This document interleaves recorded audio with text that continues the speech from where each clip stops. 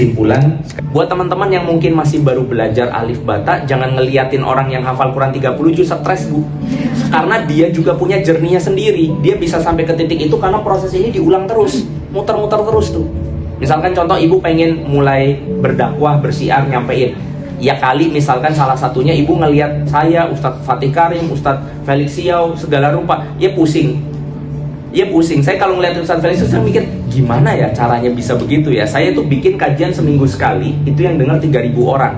Ya alhamdulillah, binikmati hitatimu sholat itu udah menurut saya pencapaian yang saya nggak nyangka kalau saya ada di titik seperti itu. Tapi saya ngeliatin Ustadz Felix sekali podcast 1,5 juta yang nonton, 2 juta yang nonton, dan hampir semua podcast ngundangin dia.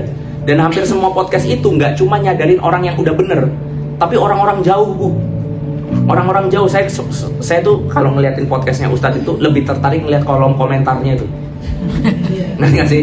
Kolom komentar ya, misalkan sama Panji terus ada kolom komentar kayak gini. Saya sudah sekian tahun nikah, kami berdua nggak pernah sholat, dan setelah nonton podcast ini kali pertama kami berdua sholat. Wah, ini gimana nih ya?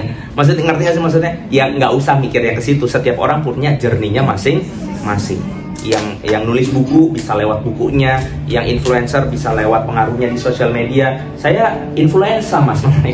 Ya kalau pilek ya sembuhin dulu, nanti habis sembuh mungkin baru cari jalan misalkan. Tapi saya bisanya masak. Loh, dengan masak lo bisa dengan masak tuh kita bisa bermanfaat dengan apapun.